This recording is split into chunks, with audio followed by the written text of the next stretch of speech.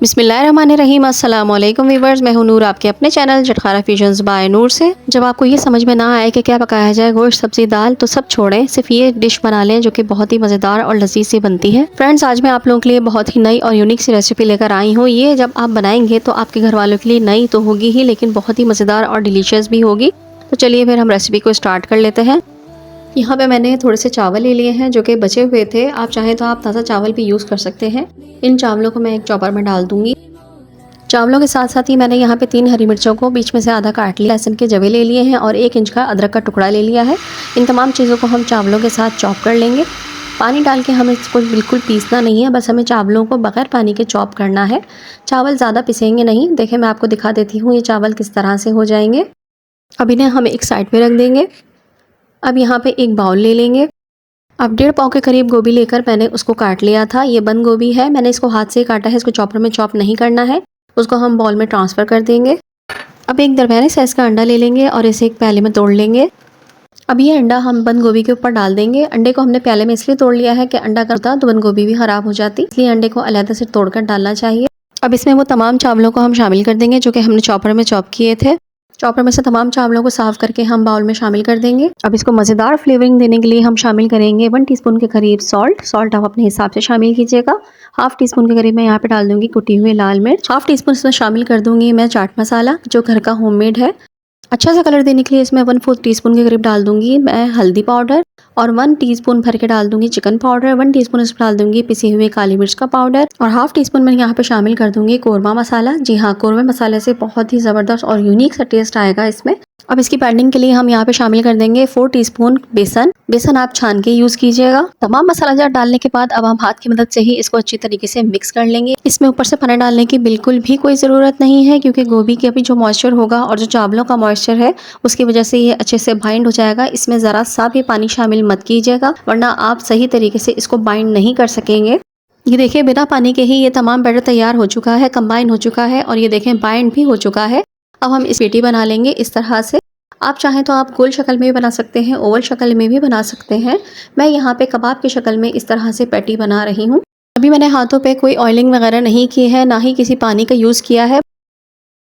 ये देखिए, बगैर ऑयल या पानी के भी अच्छे तरीके से बन चुके हैं। पानी तो आपने बिल्कुल भी हाथों पे नहीं लगाना है। ये देखिए, बगैर हाथों को ग्रीस किए हमारा एक कबाब सा बनके बिल्कुल रेडी हो चुका है। आप चाहें तो आप किसी भी शेप में इसको बना सकते हैं। अब मैं यहाँ पे आपको दूसरा तरीका बता देती हूँ, मतलब ये कि हाथों पे ऑयल लगाकर पैटी बनाकर दिखा देती हूँ।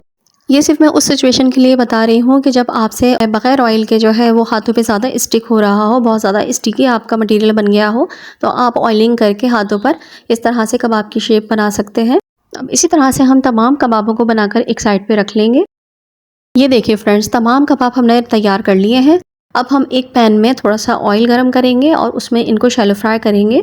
ये बहुत इजीली और बगैर चिपके और बगैर फैले टूटे बहुत आसानी के साथ ये शैलो फ्राई हो जाएंगे। आपको बिल्कुल भी परेशान होने की ज़रूरत नहीं है। बस जब कबाब को आप पैन में डालें तो उस वक्त चमचा मत चलाइएगा।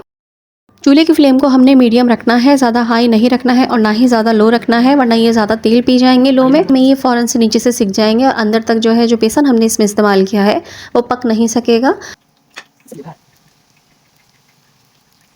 अब ये देखिए, एक साइड से कलर अच्छा सा आ चुका है। अब हम इसको टर्न कर देंगे और दूसरी साइड से भी बहुत अच्छा सा इसको सेक लेंगे।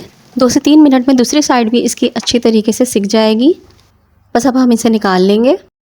अच्छा, जब आप बैटर बना रहे हो उस वक्त इस बात का ध्यान रखिएगा कि गोभी को काट के ज़्यादा टाइम ना गुजरा हो। जब आपने फ्रेश गोभी काटी है उसी वक्त आपने बैटर को तैयार कबाबों के। और दूसरी बात ये कि पानी बिल्कुल भी आपने इसमें इस्तेमाल नहीं करना है और बेसन आपने ज़्यादा इस्तेमाल नहीं करना है। जितना मैंने फ्रेश गोभी के लिए बताया है वो उतना बेसन काफ़ी है। अगर बेसन आप ज़्यादा डाल देंगे तो आपके पैटी में सिर्फ और सिर्फ बेसन का ही टेस्ट आएगा। अब हम दूसरे डाल लेंगे और दूसरे कबाबों को भी इसी प्रोसेस से दोनों तरफ से अच्छी तरीके से सेक लेंगे।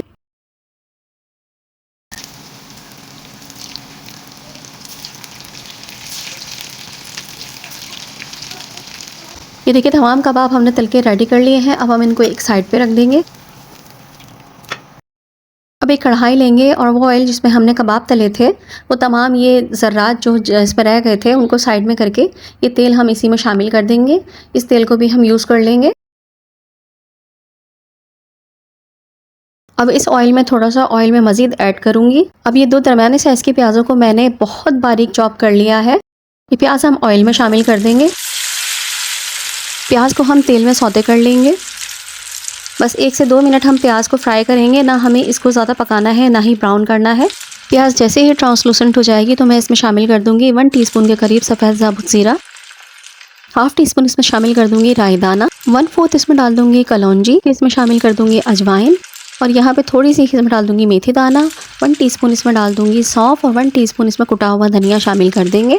अब इन तमाम चीज़ों को हम ऑयल में थोड़ी देर के लिए फ्राई करेंगे। फ्लेम को मैंने मीडियम लो की तरफ रखा हुआ है ताकि तमाम मसालों का अरोमा प्याज में और तेल में आ जाए।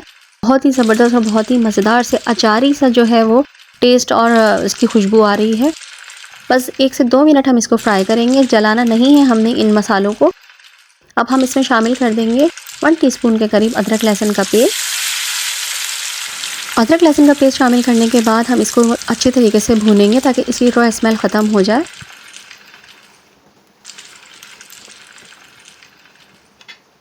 अब इसमें 2 दरमियाने साइज़ के लाल टमाटरों को मैंने बारीक बारीक छोटा छोटा सा काट लिया है, काट के इसमें शामिल कर दिया है। अब इसमें शामिल करेंगे हम कुछ मसाले, हाफ़ टी स्पून हल्दी पाउडर, 1 टीस्पून मैंने यहाँ पे डाल दिया है रेड चिली पाउडर, 1 टीस्पून में यहाँ पे शामिल कर दूंगी नमक। अब इन तमाम मसालों को हम मिक्स कर लेंगे। अब इसमें बिल्कुल थोड़ा सा पानी हम शामिल करेंगे ताकि टमाटर हमारे अच्छे से सॉफ्ट हो जाए और जो मसाला हमने इसमें डाला है वो और टमाटर अच्छे से। अब इसको हम कवर कर देंगे और 5 मिनट के लिए पकाएंगे। 5 मिनट के बाद देखें मसाला हमारा अच्छे तरीके से सिमर हो चुका है। अब इसमें जो टमाटर हमने डाले थे वो सॉफ्ट हो चुके हैं, जो नहीं गले हैं उनको हम चमचे की मदद से तोड़ लेंगे। इस वक्त थोड़ा सा फ्लेम को हम मीडियम से ज़रा सा बढ़ा देंगे ताकि हम मसाले को अच्छी तरह से भून सकें। 4 से 5 मिनट मैंने मसाले को भून लिया है। अब इसमें 5 टेबलस्पून के करीब मैं डाल दूंगी दही। दही को हमने अच्छे तरीके से फेंट लिया था पहले। अब उसी प्याले में थोड़ा सा पानी और वो इसमें शामिल कर दूंगी। ये देखें दही और पानी डालने के बाद इसमें थोड़ा सा पानी हो गया है। अब हम इन पर ही भूनेंगे दोबारा से, जब तक हम इस मसाले का पानी खुश्क होने का इंतज़ार कर रहे हैं और साथ साथ इसको भूनते जा रहे हैं। यहाँ पे मैंने 3 इस तरह के छोटे से आलू ले लिए थे, उनको बॉईल कर लिया है। एक आलू इसलिए मैंने साइज़ दिखाने के लिए आपको छोड़ दिया था। इसको भी मैं उन 2 आलूओं की तरह मैश, अच्छी तरीके से आपने मैश करना है कि ज़्यादा मोटे मोटे गुठलियाँ ना इसमें बाकी रह जाएँ। खूब अच्छे से आपने फोक से इसको मैश करना है। आलू को हमने अच्छे से मैश कर लिया है। अब आ जाते हैं ग्रेवी की तरफ। ग्रेवी को देख लेते हैं। देखें ग्रेवी में पानी जो है वो काफ़ी हद तक कम हो चुका है। अभी हम ग्रेवी को 3 से 4 मिनट मज़ीद भूनेंगे। 3 से 4 मिनट ग्रेवी को भूनने के बाद जो हमने आलू मैश करके रखे थे वो आलू हम इसमें शामिल कर देंगे। ये इतने मज़े की ग्रेवी बन के तैयार होगी ना आपकी, जो पूरियों के साथ आप तरकारी खाते हैं ना उससे भी ज़्यादा मज़े की ये हमारी ग्रेवी बन के तैयार होगी। और इतना ट्विस्ट है इस रेसिपी में कि आप देखते जाएंगे और आपके आगे नई चीज़ आती चली जाएगी, यूनिक आती चली जाएगी। तो रेसिपी को पूरा एंड तक देखिएगा। अगर रेसिपी अच्छी लग रही है तो रेसिपी को लाइक कर दीजिएगा और रेसिपी के एंड होने पर अपने फ्रेंड्स एंड रिलेटिव से शेयर भी कर दीजिएगा। और अगर आप मेरे चैनल पर नए हैं तो चैनल को सब्सक्राइब कर लीजिए, बेल का आइकन प्रेस कर दीजिएगा। मैश पोटैटोज ऐड करने के बाद हम इसको अच्छी तरीके से ग्रेवी के साथ मिक्स कर लेंगे।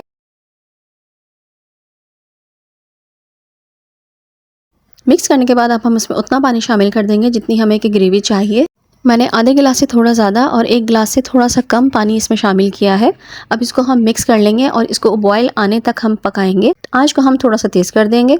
ये देखें बिल्कुल ऐसा लग रहा है जैसे हम पूरियों के साथ वो तरकारी खाते हैं आलू वाली। ये बिल्कुल ऐसे टेस्ट की बन गई है, बल्कि उससे भी ज़्यादा मज़ेदार इसका टेस्ट हो गया है। बहुत ही ज़बरदस्त और बहुत ही टेस्टफुल सी ये ग्रेवी बनती है। जब मैंने ये पहली मर्तबा डिश बनाई तो मुझे खुद भी नहीं पता था कि ये किस तरह से बनेगी और घर वाले इसके ऊपर कैसे रिएक्ट करेंगे।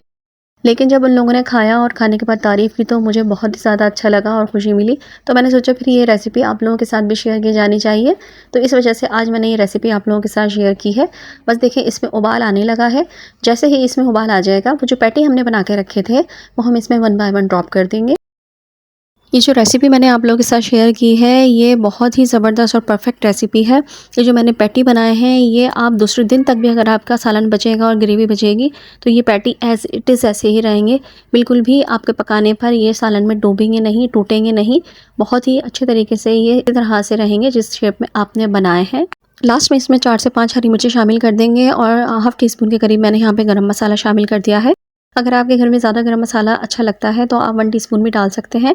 यहाँ पे मैंने थोड़ा सा मज़ीद पानी इसमें शामिल किया है क्योंकि ये अभी थोड़ा सा पकाना है मुझे इसे। बस अब 3 से 4 मिनट के लिए इसे कवर करके हम दम पे रख देंगे। ये देखिए 3 से 4 मिनट हो चुके हैं। माशाल्लाह माशाल्लाह अल्हम्दुलिल्लाह सालन हमारा बनके बिल्कुल रेडी हो चुका है। और मैं आपको चेक करा देती हूँ, जो कबाब हमने बनाकर इसमें डाले थे वो तमाम के तमाम कबाब देखें टूटे नहीं हैं बिल्कुल भी। बहुत ही ज़बरदस्त और बहुत ही असल शेप में अपनी नज़र आ रहे हैं। बस इसको बहुत एहतियात से इस स्पैचुला की मदद से ही मैंने जला लिया है, ताकि नीचे अगर लग रहा है मसाला तो वो ना लगे। इस तरह से एक मरतबा हमने इसको जला लेना है। अब हम फ्लेम को ऑफ़ कर देंगे। फ्लेम ऑफ़ करने के बाद इस पर शामिल करेंगे हम अच्छा खासा हरा धनिया, जिससे बहुत ज़बरदस्त टेस्ट भी आता है और लुक भी बहुत अच्छी हो जाती है। बस ये देखिए हमारा सालन बनके बिल्कुल रेडी है। कुछ भी समझ ना आए, घर में सब्ज़ी हो, दाल हो, गोश्त हो, लेकिन खाने का दिल ना चाह रहा हो या इनमें से कुछ भी ना हो, तो आप ये बना लीजिए। बहुत ही ज़्यादा मज़ेदार और बहुत ही ज़्यादा लज़ीज़, यूनिक और नई सी रेसिपी होगी आपके घर वालों के लिए। उम्मीद करती हूँ कि आपको ये रेसिपी ज़रूर पसंद आई होगी। इस रेसिपी को आप घर की चपाती के साथ या फिर तंदूरी नान के साथ या चावलों के साथ भी इंजॉय कर सकते हैं। और अगर आपके घर में पूरी बन जाए या पूरी मिल जाए तो फिर क्या ही बात होगी। अब लास्ट में हम इसमें शामिल कर देंगे हरा धनिया। और अभी पूरा नहीं हुआ है जनाब, अभी ठहरिए, रुकिए ज़रा। इसको लास्ट टच देना है, और वो किस चीज़ से देना है, थोड़ा सा डालेंगे हम इस पे नींबू का रस। ओहो हो, क्या मज़ेदार सा इसका टेस्ट हो जाएगा। अब आप इसे पराठे के साथ भी खा सकते हैं, लेकिन इस वक्त मेरे पास कुछ भी अवेलेबल नहीं है, तो लिहाजा मैं इसको फोक से टेस्ट कर रही हूँ, जो कि ऐसे भी आप मज़े से खा सकते हैं। अगर आप ग्रेवी ना भी बनाना चाहें तो आप सिर्फ पैटी भी खा सकते हैं, चटनी से या किसी भी डिप से या सॉस से। तो हो गई ना ये 2 in 1 रेसिपी। ये रेसिपी बनाएं और इन्जॉय करें। बिस्मिल्लाहिर्रहमानिर्रहीम। मज़े में बहुत ज़्यादा मज़ेदार हैं, ये बहुत टेस्टी हैं। उम्मीद करती हूँ आपको मेरी ये रेसिपी ज़रूर पसंद आई होगी। रेसिपी पसंद आई है तो रेसिपी को लाइक कर दीजिए, शेयर कर दीजिए, और अगर चैनल पर नया है तो सब्सक्राइब कर लीजिए। मेरे चैनल पर आपको इसी तरह से यूनिक, सिंपल और नई नई रेसिपीज़ देखने को मिलेंगी। जब तक लिए नूर को अपनी दुआ में ज़रूर याद रखिएगा। आऊँगी इंशाअल्लाह ताला अच्छी, यूनिक सी और इजी सी रेसिपीज़ लेकर। अल्लाह ताला आप सबके रिस्क में भी बरकत अता फरमाए, हम सबको नेकियां करने की और नेक रास्ते पे चलेंगे तौफीक अता फरमाए। आमीन सुम्मा आमीन। तो चलिए पे इजाज़त दीजिए। अल्लाह हाफ़िज़, अल्लाह निगहबान।